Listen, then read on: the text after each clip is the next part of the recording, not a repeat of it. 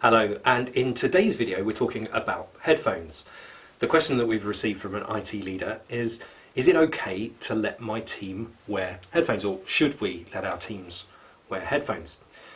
Now this is something that certainly in heavy cognitive work, whether that's software development or anything else where you need to concentrate, you will often see teams wearing headphones. And I'll admit myself, if I've got to concentrate on something and I've got to do something that's tricky, that involves concentration, I will always reach for my headphones to be able to do that. And I think there's some good science behind being able to create your space, especially in modern, very open plan offices, which certainly don't lend themselves well at all to any kind of cognitive work. So the first point I think really is, if you've got something to concentrate on, headphones actually really help people, and arguably would make people more productive by being able to concentrate. What do you think? Are we live?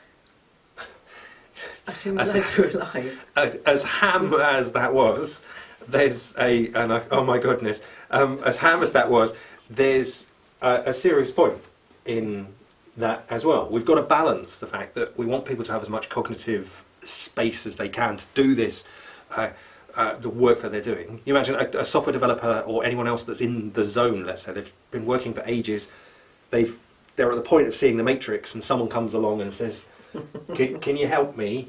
Or so we need to hopefully defend that, but how do you balance it with the risk of antisocial behaviour, the risk of missing? One organisation was concerned about it with me for even risking missing a fire alarm. So what do you do? What do you do to balance the obvious benefit of giving people some space if they choose to, with the practical element? I think it's a challenge, isn't it? Because I know early on in my career, when somebody suggested headphones, I was horrified, thinking, how can you communicate and be social with somebody? And then it was really liberating when I started using headphones.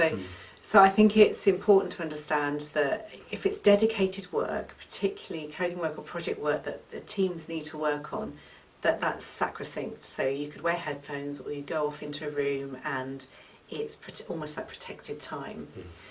But if it's a general, I need to concentrate, and we all work in open plan offices now and it can be quite noisy and they really do need to concentrate, then there's some boundaries around there, around make sure, you are social, you are still part of the team, and you almost need to put in a little bit of effort, but trust that the teams are part of that too. So a few things. Within a team themselves, certainly if you've got an agile scrum team, let's say, that's quite an easy thing to manage, because you should be talking about your own ways of working anyhow. If people are on headphones, then they might have a certain status in Skype, in Slack, whatever, that says where they are, so that people know that they're there.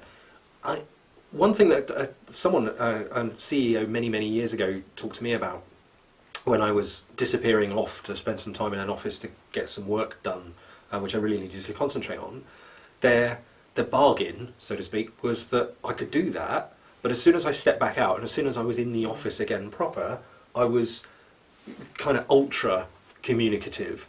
I was available to everything that I could have missed previously. And I suppose that's the point. If you're using headphones or whatever other media methods, locking in a room that you need to get the work done and to concentrate, that should be, and as far as I'm concerned, has to be balanced with availability otherwise. If you're using headphones to avoid getting involved in things, putting your headphones on when someone's coming looking for some help, or you're going into an office because you miss something in that way, then obviously I certainly can't support that.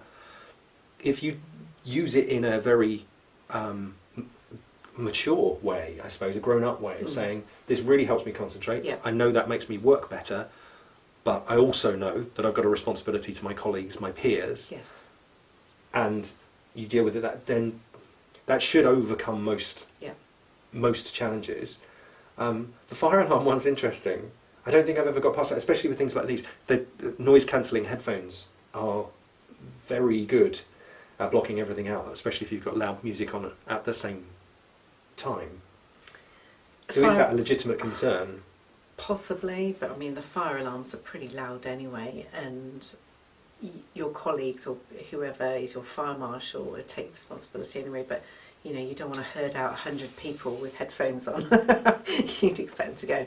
So possibly. So I think it's a bit of, you know, setting down some, you know, open ground rules around when they can use it, when they can't, and that they're being participative and, you know, part of that team, and they're, you know, they're encouraging others to do the same and having those open conversations balanced against, please don't have them too loud because you might get stuck in a fire.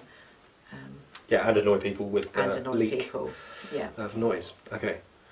Well, there's a few ideas for you. I'd be really interested to see if others have had experience with this as well, and what kind of rules or ways of working that they developed in their companies, because that could well help others in this situation very much. So we hope you enjoyed the video. If you've got a question yourself, please put a comment below or send us a direct message, and you could well feature on a future video. But for now, thank you and bye-bye. Thank you.